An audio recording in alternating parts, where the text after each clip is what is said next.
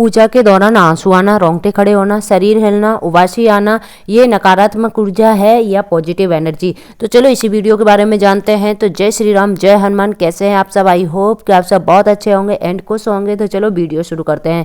हम जब भी पूजा पाठ, मंत्र जाप, ध्यान या किसी धार्मिक अनुष्ठान में लीन होते हैं तो कई बार शरीर में अलग अलग तरह की अनुभूतियाँ होती हैं। इनमें से है आंसू का आना, रोंगटे खड़े होना, शरीर का हिलना, उबासी आना जैसी अनेक घटनाएं हैं। तो सबसे पहले हम इसी के बारे में जानेंगे। विशेष रूप से जब हम हनुमान जी की उपासना कर रहे होते हैं तो इन संकेतों को कैसे समझा जाए, तो इसी के बारे में जान लेते हैं। पहला है पूजा के दौरान आंसू का आना। ये सकारात्मक होता है या नकारात्मक होता है? तो सकारात्मक ऊर्जा का संकेत, अगर आप हनुमान चालीसा, सुंदरकांड या मंत्र जाप के दौरान भाव विभोर होकर रोने लगते हैं तो ये भगवान की कृपा और भक्ति भाव का संकेत है। हनुमान जी भक्तों के कष्ट हरने वाले देवता माने जाते हैं और उनकी उपासना के दौरान जब मन पवित्र होता है तो भावनाएं स्वतः उमड़ जाती हैं। यदि आंसू खुशी, शांति और भक्ति के कारण आ रहे हैं तो ये एक सकारात्मक ऊर्जा का संकेत है। इसका अर्थ है कि आप भगवान की उपस्थिति को महसूस कर रहे हैं और आपकी आत्मा उनके साथ जुड़ रही है। लेकिन यदि पूजा के दौरान अचानक घबराहट, डर, बेचैनी, अजीब सी पीड़ा के कारण आंसू आने लगे तो ये नकारात्मक ऊर्जा का संकेत हो सकता है। कई बार जब कोई व्यक्ति अत्यधिक नकारात्मक ऊर्जा जैसे भूत, प्रेत, टोना टोटका यानी कि बुरी नज़र से प्रभावित होता है तो वह हनुमान जी की उपासना के दौरान भावनात्मक रूप से अस्थिर हो सकता है। यह इस बात का संकेत हो सकता है कि आप किसी नकारात्मक शक्ति के प्रभाव में हैं और हनुमान जी आपकी रक्षा कर रहे हैं। दूसरा है यानी कि रोंगटे खड़े होना, ऊर्जा का प्रभाव। अगर पूजा के दौरान शरीर पर अचानक रोंगटे खड़े होना महसूस हो तो अत्यधिक आध्यात्मिक ऊर्जा का संकेत हो सकता है। जब हम हनुमान चालीसा या सुंदरकांड का पाठ करते हैं तो इसमें इतनी शक्ति होती है कि हमारा ऊर्जा क्षेत्र यानी कि तुरंत शुद्ध होने लगता है। कई बार ये संकेत होता है कि हनुमान जी की कृपा हम पर बनी हुई है और यह हमारी रक्षा कर रहे हैं। कुछ भक्तों को ऐसा लगता है जैसे उनके पास कोई अदृश्य शक्ति यानी कि हनुमान जी की दिव्य उपस्थिति है। अत्यंत सकारात्मक अनुभव होता है।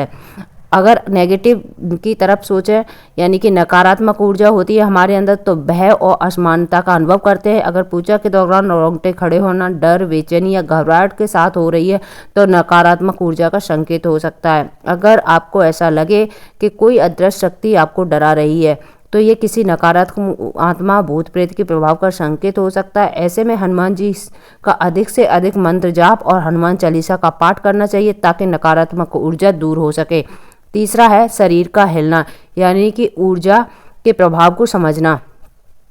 अगर पूजा के दौरान शरीर अपने आप हल्के हल्के हिलने लगे तो इसका अर्थ है आपकी साधना सही दिशा में जा रही है। जब हम गहरे ध्यान, मेडिटेशन में हो जाते तो हमारे ऊर्जा चक्र यानी कि एनर्जी सेंटर सक्रिय हो जाते हैं।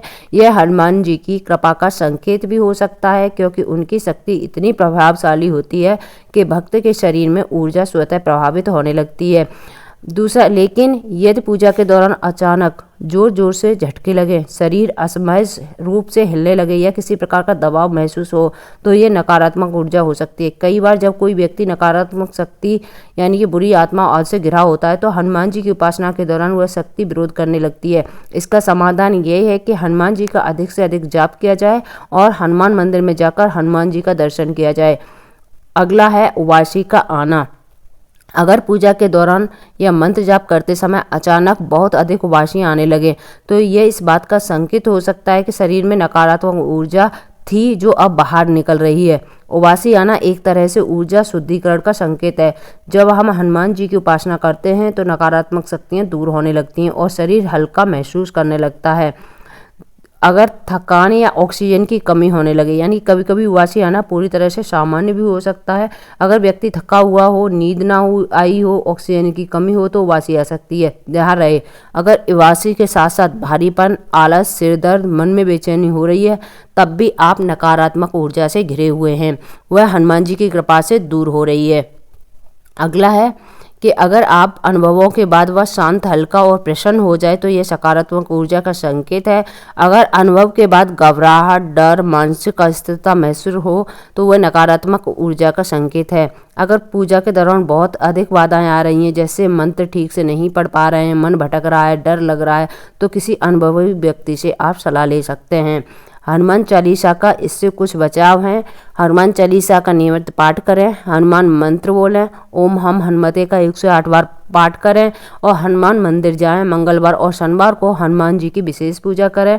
हनुमान जी को सिंदूर, चमेली का तेल और गुड़ चना चढ़ाएं। घर में गंगा जल का छिड़काव करें और नियमित हवन करें। श्री राम का नाम लें, खुद को प्रभु के चरणों में समर्पित कर दें। पूजा के दौरान आंसू आना, रोंगटे खड़े होना, शरीर हिलना, उबासी आना ये दर्शाते हैं कि आप किसी ऊर्जात्मक प्रभाव से गुजर रहे हैं। अगर ये अनुभव शांति, भक्ति, प्रसन्नता लाता है तो यह सकारात्मक ऊर्जा है।